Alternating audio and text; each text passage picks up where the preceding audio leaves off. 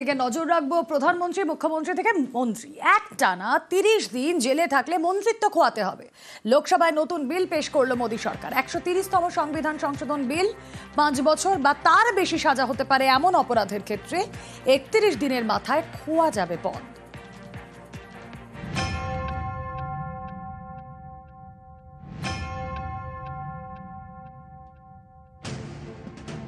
প্রধানমন্ত্রী, মুখ্যমন্ত্রী থেকে মন্ত্রী এবার একটানা 30 দিন জেলে থাকলেই মন্ত্রিত্ব খোয়াতে হবে।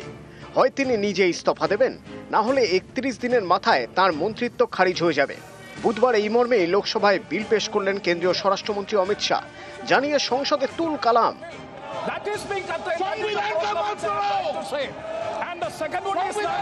मेरे विचार में निर्णय हवालों के पक्ष में प्रस्ताव स्वीकृत हुआ। 130 নম্বর সংবিধান সংশোধনী বিলে বলা হয়েছে, প্রধানমন্ত্রী, মুখ্যমন্ত্রী এবং মন্ত্রী 5 বছর বা তার বেশি সাজা হতে পারে এমন অপরাধে একটানা 30 দিন জেলবন্দি থাকলে মন্ত্রিত্ব ছাড়তে হবে। প্রধানমন্ত্রী বা মুখ্যমন্ত্রী হলে নিজে থেকে পদত্যাগ করতে হবে। নিজে থেকে না করলে 31তম দিনে পদ খারিজ হয়ে যাবে। আর অন্য মন্ত্রীদের ক্ষেত্রে প্রধানমন্ত্রী এবং মুখ্যমন্ত্রী সুপারিশ পাঠাবেন যথাক্রমে রাষ্ট্রপতি এবং রাজ্যপালকে। মন্ত্রী জেলে থাকার 31তম দিনে এই সুপারিশ না গেলে 32তম দিনে নিজে থেকে এই মন্ত্রিত্ব চলে যাবে। জেল মুক্তির পরে মন্ত্রীরা নিজ পদে ফিরতে পারেন। কেন এমন বিল আনা হলো তার ব্যাখ্যাও রয়েছে বিলের সঙ্গে। সেখানে লেখা হয়েছে, জনপ্রতিনিধিদের উচিত রাজনৈতিক স্বার্থের ঊর্ধ্বে উঠে জনস্বার্থে কাজ করা।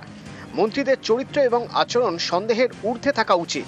একজন মন্ত্রী যদি গুরুতর অপরাধে অভিযুক্ত হন, গ্রেপ্তার হন, তাহলে তা সাংবিধানিক নৈতিকতা এবং সুশাসনে প্রভাব ফেলতে পারে। এই বিল ঘিরেই গরম রাজনীতি। বিলের বিরোধিতায় এককাট্টা বিরোধীরা, পাল্টা শাসক শিবিরও তাদের যুক্তি দিচ্ছে। নিউজ 18 বাংলা।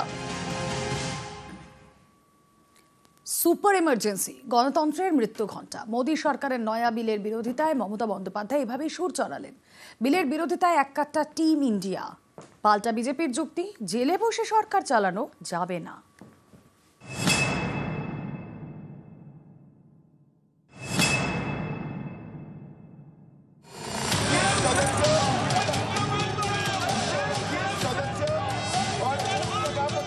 5 বছর বা তার বেশি সাজা হতে পারে এমন অপরাধে একটানা 30 দিন জেলে থাকলে খোয়াতে হবে মন্ত্রিত্ব।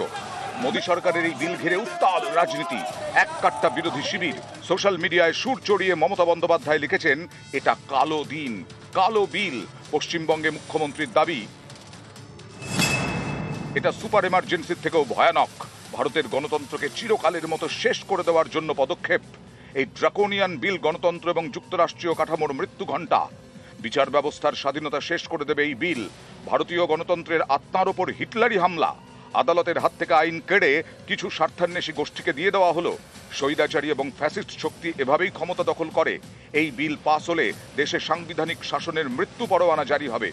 এক ব্যক্তি, এক দল, এক সরকার গঠনই এই বিলের উদ্দেশ্য। ইডি, সিবিআই এর মতো এজেন্সির হাতে অনিয়ন্ত্রিত ক্ষমতা তুলে দেবে এই বিল, যাতে নির্বাচিত রাজ্য সরকারের কাজে হস্তক্ষেপ করা যায়। সংবিধানের নীতিকে বিসর্জন দিয়ে প্রধানমন্ত্রী এবং কেন্দ্রীয় স্বরাষ্ট্রমন্ত্রীর হাতে অতিরিক্ত ক্ষমতা তুলে দেওয়া হচ্ছে। যে কোনো মূল্যে এই বিল আটকাতে হবে। আদালত, অধিকার এবং গণতন্ত্র কেড়ে নেওয়ার চেষ্টা কখনো ক্ষমা করবে না জনতা। এসআইআর থেকে নজর ঘোরানোর একটা মরিয়া নির্লজ্জ প্রচেষ্টা।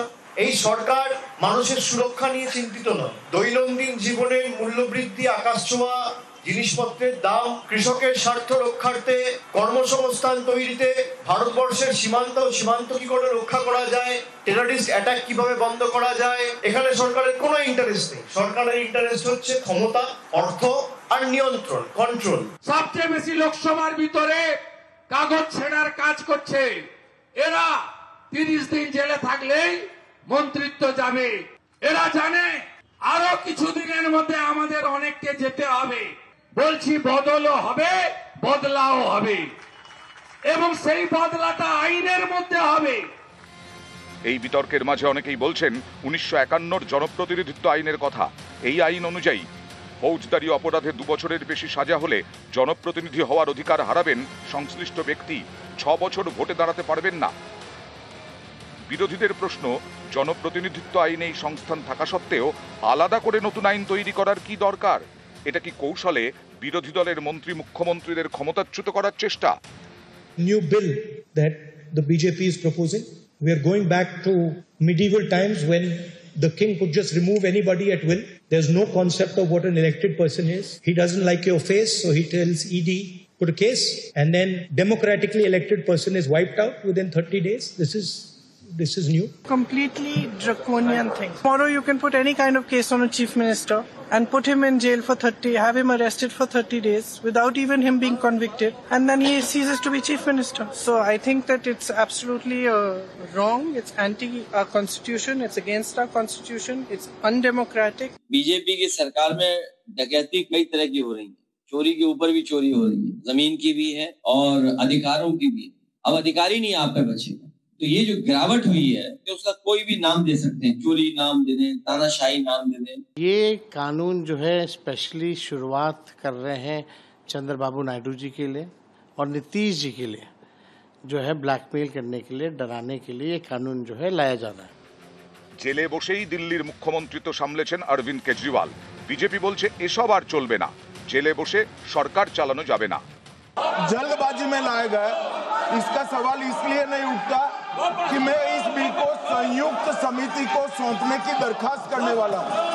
इस पर संयुक्त समिति जो राज्यसभा और लोकसभा पक्ष और विपक्ष सभी सांसदों की बनेगी, जो इस पर विचार करेगी और आपके सामने लेकर आएगी। এই নিয়মটা বা এই আইনটা আনা হচ্ছে স্বচ্ছতা রাখার জন্য, যাতে ক্রিমিনালাইজেশন কম হয় পলিটিক্সের, সেই জন্য। এটা তো সবার জন্য, প্রধানমন্ত্রীর জন্য, মুখ্যমন্ত্রীর জন্য। আমি বুঝতে পারছি না তৃণমূল কংগ্রেস সহ অন্যান্য বিরোধীরা এত হতাশ কেন নিজেদের উপর। তারা কি ভাবছে সারা জীবন বিজেপিরই প্রধানমন্ত্রী থাকবে? তৃণমূল যে হারে দুর্নীতি করেছে, ওই পরিমাণ দুর্নীতির জন্য তো তৃণমূলের সব নেতাদেরকেই জেলের ভেতরেই থাকার কথা। এদিন অমিত শাহ লোকসভায় বিল পেশ করেন, তখন তুমুল হইহট্টগোল হয়। বিরোধীরা কাগজ খুঁচিয়ে অমিত শাহের দিকে ছুড়ে দেন। তুমুল তর্কাতর্কি অশান্তির মাঝেই ১৩০তম সংবিধান সংশোধনী বিল পেশ হয়। নিউজ 18 বাংলা। প্রতিদিন মিড ডে মিল খায় প্রায় 100 পড়ুয়া, সেটাই দেখানো হয় কত? 290। অভিভাবকদের অভিযোগ, পড়ুয়া সংখ্যা বেশি দেখিয়ে মিড ডে মিলের টাকা পকেটে ভরেন প্রধান শিক্ষক। তিনি যদিও এই অভিযোগ উড়িয়ে দিয়েছেন।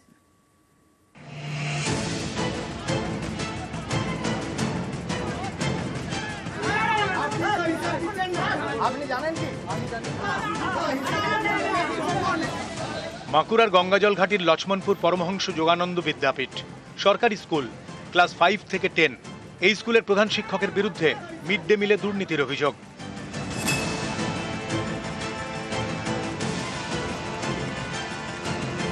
গঙ্গাজল ঘাটির এই সরকারি স্কুলে 300 জন পড়ুয়া। অভিভাবকদের দাবি, তাদের মধ্যে খুব বেশি হলে প্রতিদিন মিড ডে মিল খায় শখানেক পড়ুয়া। অভিযোগ, খাতায় কলমে সেটা দেখানো হয় 280 থেকে 290। অভিভাবকদের দাবি, বেশি সংখ্যক পড়ুয়া দেখিয়ে মিড ডে মিলের টাকা পকেটে ভরেন প্রধান শিক্ষক। মিড ডে মিলের পারপাসে উনি কিছু উদ্বৃত্ত করেছেন, গভর্নমেন্টকে প্রেজেন্ট দেখিয়েছেন 280, 90। ছেলেরা খাচ্ছে 50, 60, 70, 80, 90 এরকম করে খেয়েছে।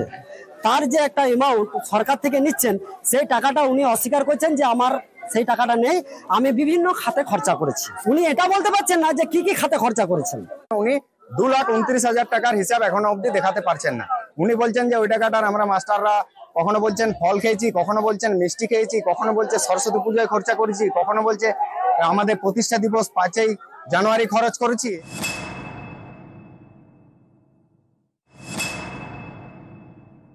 যেটা বাড়ানো হয়েছিল সেটা বিভিন্ন খাতে খরচ করার জন্য আমার বাড়ানো হয়েছিল। যে টাকা মিড ডে মিলের থেকে যেটা পাওয়া যায়, সেই টাকায় বাচ্চাদেরকে খাওয়ানো যায় না, সেই জন্য কিছুটা বাড়ানো হয়। সেটা বিভিন্ন খাতে কাজে লাগানো হয়েছে, যেমন ওই সরস্বতী পূজায় খিচুড়ি খাওয়ানো, 5ই জানুয়ারিতে খাওয়ানো করানো, তারপরে আপনার টিচার্স ডেতে খাওয়ানো। আপনি জানেন কি? পারলে মিড ডে মিলটা চলবেই না। প্রধান শিক্ষকের বিরুদ্ধে অভিযোগ, বুধবার স্কুল চত্বরে বিক্ষোভ দেখান অভিভাবকরা। ঘটনাস্থলে যান স্কুল পরিদর্শক। তাঁর আবার দাবি, নির্দেশ থাকা সত্ত্বেও পরিচালন সমিতি গঠন করেননি প্রধান শিক্ষক। স্কুলটা পরিচালনা করেন প্রধান শিক্ষক নিজেই। মিড ডে মিলের টাকা বা বাড়িয়ে কখনোই এগুলো করা যায় না, এগুলো একদম স্ট্রিক্টলি প্রোহিবিটেড। 2023 সালে আমি ডিআই স্যারকে লিখিত জানাতে বাধ্য হয়েছিলাম এখানে হেডমাস্টার মশাইকে বারবার বলা সত্ত্বেও উনি যখন ম্যানেজিং কমিটি গঠনের কোনো চেষ্টা করেননি, যার তথ্যটা আমার কাছে আছে। উনার হাতেই স্কুল, উনি এখানকার এক্সপেন্ডিচার উনি ওনার দ্বারাই পরিচালিত হয়। এই ম্যানেজিং কমিটি যে আপনি স্কুলে গঠন করেননি, কে বারণ করেছিল আপনার গঠন করতে? নিমাই মাঝি সে কে? ব্লক প্রেসিডেন্ট ছিলেন। লিখিত না, গোটাটাই ভার্বাল বলেছিলেন যে এই যে কমিটিটা যে নাম এসেছে প্রেসিডেন্টের, সেই কমিটিটা এখন ফরমেশন করবেন নাই, সেই ভয়ে আমি করতে পারিনি। ওটা একদম ভিত্তিহীন কথা, আমি বলবোই কেন, আর আমার কথা শুনবে নেই বা কেন, ওটা কোনো নিয়মে পড়ে?